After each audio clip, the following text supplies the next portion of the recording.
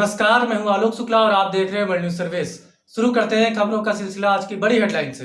संसद में हंगामे को लेकर 7 केंद्रीय मंत्रियों की प्रेस कॉन्फ्रेंस, कहा घड़ियाली आंसू ना बहाए विपक्ष।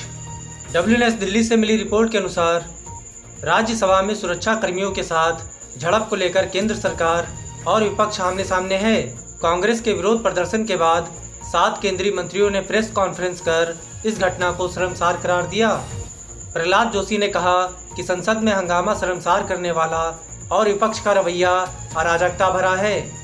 केंद्रीय मंत्री अनुराग ठाकुर ने कहा कि देश की जनता इंतजार करती है कि उनसे जुड़े हुए विषयों को सदन में उठाया जाए। वहीं विपक्ष का सड़क से संसद तक एकमात्र एजेंडा सिर्फ अराजकता है। घड़ियाली आंसू बहाने की बजाय इनको देश से माफ़ी मांगनी चाहिए। गौरतलब है कि संसद का 19 जुलाई से शुरू हुआ मानसून सत्र अपने पूर्व निर्धारित समय से 2 दिन पहले ही बुधवार को अनिश्चित काल के लिए स्थगित कर दिया गया।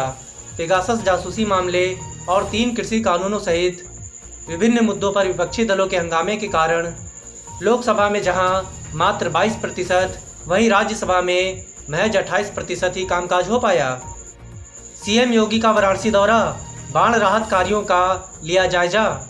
WNS वाराणसी से मिली रिपोर्ट के अनुसार उत्तर प्रदेश के मुख्यमंत्री योगी आदित्यनाथ गुरुवार को 1 दिवसीय दौरे पर वाराणसी पहुंचे और बाढ़ग्रस्त क्षेत्रों में पीड़ितों को उपलब्ध कराए जा रहे राहत कार्यों का जायजा लिया।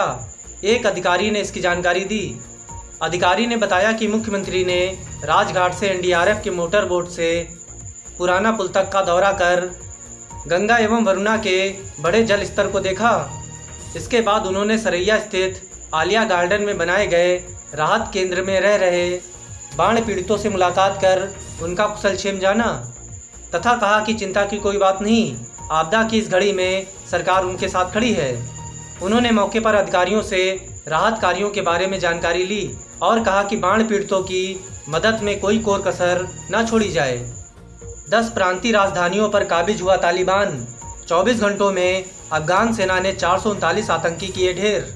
WNS दिल्ली से मिली रिपोर्ट के अनुसार अफगानिस्तान से अमेरिका और नाटो बलों की वापसी के बीच तालिबान ने बृहस्पतिवार को काबुल के निकट एक और प्रांतीय राजधानी पर कब्जा कर लिया और इसे मिलाकर यह आतंकवादी संगठन अब तक 10 प्रांतीय राजधानियों पर कब्जा कर चुका है। काबुल के दक्षिण पश्चिम में 130 किलोमीटर की दूरी पर स्थित गजनी में उग्रवादियों ने श्वेत झंडे फहराए। 2 स्थानीय अधिकारियों ने एसोसिएटेड प्रेस को बताया कि शहर के बाहर स्थित एक सैन्य प्रतिष्ठान और खुफिया ठिकाने पर छिटपुट लड़ाई अब भी चल रही है। तालिबान की ओर से ऑनलाइन वीडियो और तस्वीरें डाली गईं, जिनमें उसके लड़ाके गजनी प्रांत की राजधानी गजनी में हमलावर होते दिख रहे हैं। आत्मनिर्भर नारी शक्ति से संवाद में बोले PM मोदी, देश के विकास में महिलाओं का महत्वपूर्ण योगदान। WNS दिल्ली से मिली रिपोर्ट के मुताबिक प्रधानमंत्री नरेंद्र मोदी ने गुरुवार को दीनदयाल अंत्योदय योजना राष्ट्रीय ग्रामीण आजीविका मिशन से जुड़े महिला स्वयं सहायता समूहों की महिला सदस्यों के साथ बातचीत की। आत्मनिर्भर नारी शक्ति से संवाद नाम से आयोजित इस कार्यक्रम में प्रधानमंत्री वीडियो कॉन्फ्रेंस के जरिए जुड़े। PM मोदी ने इस दौरान कहा कि देश के विकास में महिलाओं का महत्वपूर्ण योगदान है। PM मोदी ने कहा कि कोरोना काल में भी महिलाओं का अहम योगदान रहा है। आज देश की बेटियां हर क्षेत्र में आगे बढ़ रही हैं।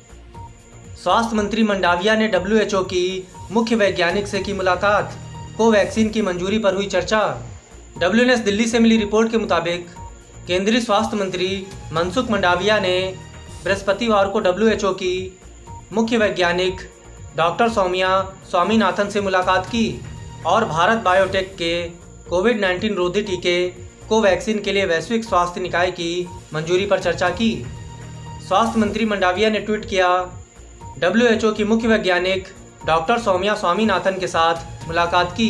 भारत बायोटेक के कोविड-19 रोधी टीके कोवैक्सीन को WHO की मंजूरी के संबंध में सार्थक चर्चा हुई।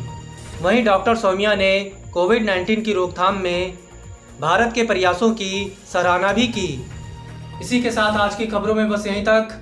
देश और दुनिया की तमाम खबरों से जुड़े रहने के लिए देखते रहिए वर्ल्ड न्यूज सर्विस। नमस्कार।